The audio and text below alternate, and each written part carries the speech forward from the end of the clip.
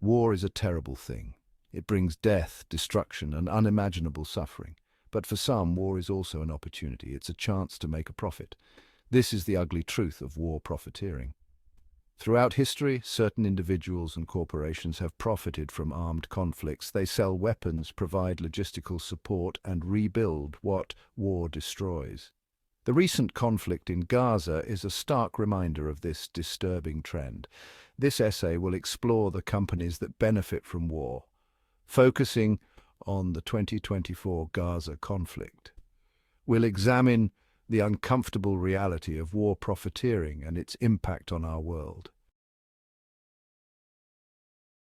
The October 7th war in Gaza sent shockwaves across the world. It reignited long-standing tensions in the Middle East, and, as with any conflict, it created a surge in defense spending and military contracts.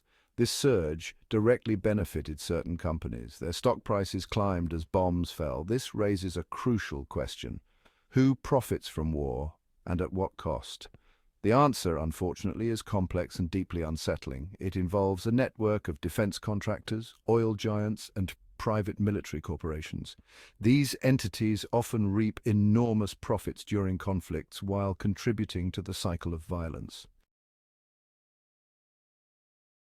Lockheed Martin and Raytheon are two of the world's largest defense contractors. They manufacture everything from fighter jets and missiles to drones and surveillance systems. When conflicts like the Gaza war erupt, these companies see a surge in demand for their products. Their stock prices often reflect this increased demand. For example, in the weeks following the outbreak of the Gaza war, Lockheed Martin's stock value climbed by 12%. Raytheon experienced a similar surge, with its stock price increasing by 8%. These figures represent more than just financial gains. They represent a deeply troubling reality. The business of war is booming, and as long as there are conflicts to be fought, companies like Lockheed Martin and Raytheon will continue to profit. War isn't just about weapons and military technology, it's also about resources. Oil, gas, and other valuable commodities often become entangled in geopolitical conflicts. The Gaza war is no exception. The region holds strategic importance for its energy resources. This makes it a prime target for companies like Shell, a multinational oil and gas giant. Shell has significant investments in the region. The company has been accused of profiting from the instability in the Middle East. Conspiracy theories abound, linking Shell to political maneuvering and even the instigation of conflicts to secure access to valuable resources. While proving direct causation is difficult, the correlation between conflict and Shell's profits is undeniable. The company's stock price saw a 5% increase in the aftermath of the Gaza war, raising serious questions about the ethics of profiting from such crises. Whispers in the shadows, conspiracy theories, and the global elite. The idea of a shadowy global elite profiting from war is, well, a common theme in conspiracy theories. While these theories often lack concrete evidence, they highlight a growing distrust of powerful institutions and individuals.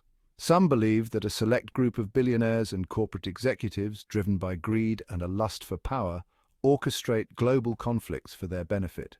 They point to the revolving door between government positions and high-paying jobs in the defense and energy sectors as evidence of a corrupt system. These theories often implicate organizations like the World Economic Forum and Bilderberg Group. These groups hold private meetings with powerful individuals from the worlds of politics, business, and media. While their official purpose is to discuss global issues, critics argue that these meetings are where the real decisions are made, far from public scrutiny and accountability.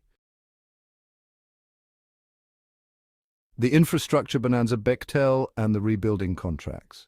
War leaves a trail of destruction in its wake. Buildings are reduced to rubble, infrastructure is decimated, and entire cities require rebuilding. While this devastation is a tragedy, it also creates lucrative opportunities for construction and engineering firms. Bechtel, a US-based construction and engineering giant, has a long history of securing lucrative contracts for rebuilding projects in conflict zones. From Vietnam to Iraq and Afghanistan, Bechtel has profited from the reconstruction efforts following major conflicts. The Gaza war is likely to be no different. As the dust settles and the international community pledges billions in aid for reconstruction, Bechtel is well positioned to secure a significant share of these contracts. This raises concerns about the ethics of profiting from the rebuilding of what war has destroyed. Critics argue that companies like Bechtel are incentivized to see the cycle of conflict and reconstruction continue, as it ensures a steady stream of profitable contracts. BlackRock, the investment giant profiting from chaos. BlackRock, the world's largest asset manager, might seem like an unlikely beneficiary of war. After all, they don't manufacture weapons or rebuild infrastructure. However, BlackRock's vast portfolio of investments, spanning numerous sectors, means they are positioned to profit from global instability, including war. BlackRock holds significant stakes in defense contractors like Lockheed Martin and Raytheon. They also invest heavily in energy companies like Shell, which, as we've seen, often benefit from geopolitical tensions. When these companies see their profits soar during conflicts, so too does BlackRock's bottom line. But BlackRock's profiteering goes beyond simply holding shares in companies that benefit from war. They also invest heavily in government bonds. During times of conflict, governments often increase their borrowing to fund military spending and other war-related expenses. This increased borrowing drives up the value of government bonds, leading to significant profits for investors like BlackRock. In essence, BlackRock profits not only from the tools of war, but also from the very debt incurred to wage it. ExxonMobil fueling the conflict, literally. War machines run on oil. Tanks, planes, and warships all require vast amounts of fuel to operate. This makes oil companies like ExxonMobil key players in the business of war. ExxonMobil has a long and controversial history in the Middle East. The company has been accused of close ties to authoritarian regimes and of benefiting from instability in the region. While ExxonMobil might not directly manufacture weapons, their product is essential for fueling the conflicts that bring them immense profits. The company's stock price often reflects this reality, with noticeable spikes occurring during times of heightened geopolitical tension and war. The Gaza war is no exception. As the conflict escalated, so too did demand for oil and gas. This surge in demand translated into higher profits for ExxonMobil, raising serious ethical questions about the company's role in fueling conflict and profiting from human suffering. Media's role: CNN, Al Jazeera, and the business of war reporting. While not directly involved in manufacturing weapons or profiting from reconstruction, media corporations play a crucial role in shaping public perception of war.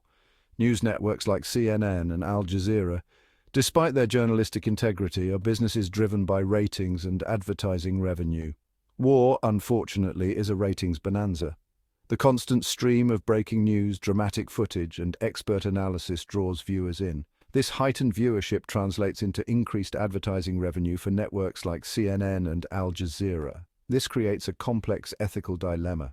While reporting on war is crucial for informing the public, the financial incentives for media corporations to sensationalize conflict and prioritize dramatic narratives over nuanced analysis are undeniable. The coverage of the Gaza war exemplifies this dilemma. Both CNN and Al Jazeera provided extensive coverage of the conflict, often broadcasting live from the front lines. While this reporting was undoubtedly valuable, it also highlighted the uncomfortable reality that war, for media corporations, is also a business. The human cost. A sobering reminder. Amidst the discussions of stock prices, profit margins, and geopolitical maneuvering, it's easy to lose sight of the most important aspect of war, the human cost. Behind every percentage point increase in a defense contractor's stock price, behind every lucrative reconstruction contract, and behind every minute of heightened viewership for a news network, there are real people whose lives are shattered by conflict. There are families torn apart, homes destroyed, and futures stolen. The true cost of war cannot be measured in dollars and cents. It is measured in the immeasurable suffering inflicted upon innocent individuals caught in the crossfire of geopolitical gamesmanship and corporate greed. Remembering this human cost is crucial. It serves as a stark reminder that war is never the answer and that profiting from human suffering is morally reprehensible. Conclusion: a call for transparency and accountability. The complex web of corporations, investors, and governments that profit from war demands greater scrutiny. Transparency and accountability are essential for ensuring that ethical considerations are not sacrificed in the pursuit of profit. We need stricter regulations on war profiteering, greater oversight of defense contracts, and a more critical examination of the role media plays in shaping public perception of conflict. Furthermore, holding corporations accountable for their actions in conflict zones is crucial. Ultimately, the goal should be to create a world where peace is not a business opportunity, but a shared human endeavor. A world where the pursuit of profit never comes at the expense of human life and dignity. Until then, the uncomfortable truth remains: war is a business, and business for some is booming,